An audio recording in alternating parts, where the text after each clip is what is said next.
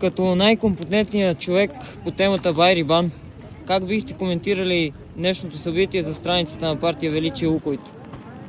Значи, мога да ви кажа, че днес се проведе организация, която само партия Величие може да организира. Никой не разбра какво става, но станаха много неща. Значи, ние сме най-голямата обществена организация в България и за пореден път го потвърждаваме тук на терен. Имаше хора, хапнаха, пинаха и се тръгнаха. Какво се е случило? Никой не знае. Никой не Ама знае. Велик ден е спасен. Да, Велик ден си е Велик ден, нали? Както казват, не всеки ден е Велик ден, ама Велик ден си е Велик ден. Да. Между другото, Байрибан и неговия случай са метафора и пример за това как благодарение на това, че стоим зад гърба му обединени, здраво, споени и му оказваме подкрепа, той оцеля почти 2 години. Неговото стадо е двойно по-голямо, жизнено и в момента овце раждат. И всичко това се случва на пук под носа на тая корумпирана власт, която заради 30 души в БАБХ постави на колене поминъка на цяло едно семейство и заплаши сектора. Така че нашата борба тепърва ще се разгръща. Байрибан не е загубил подкрепа. Колко? 6-8 камиона вече с храна. Само в последните дни. Навес за детската градина, за овцете.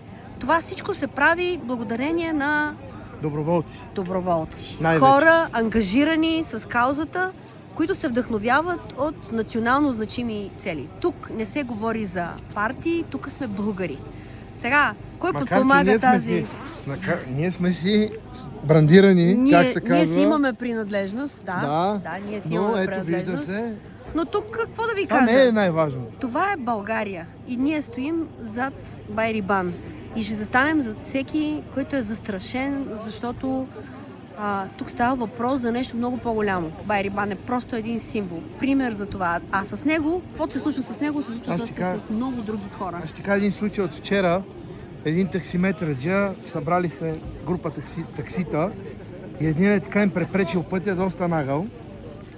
И подвиква: Величие, айде, свършихте вече няма властта за вас. И аз така му казах: пич, утре и теб ще спасяваме. И викам: сега се базикаш. Викам обаче да знаеш, че утре като дойдеш при мен, аз няма се базикам с тебе, ще ти помогнем, няма проблем, защото не знаеш какво е. Точно така. И всеки един пострадал ще дойде рано или късно при нас, защото ние помагаме реално. Ние не търсиме вина в това, че някой ни базикал. Те може да не го разбират. Да базикат, няма проблеми.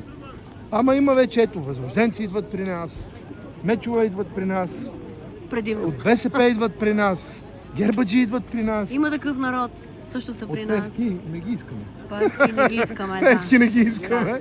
Но фанелки на Величие имаме достатъчно. Да. Така че времето си върви и будните хора, работливите хора, рано или късно почват да носят такива фанелки, как се казва. Като един от най-светлите празници Велик ден, хората масово едат агнешко, знаем Исус, роден в яслата. Днес хората, вместо да са там горе, да помагаме на Байрибан, хората са по хотелите в Велинград, като един от най-големите спа курорти в България. И какво агнешко е да според вас?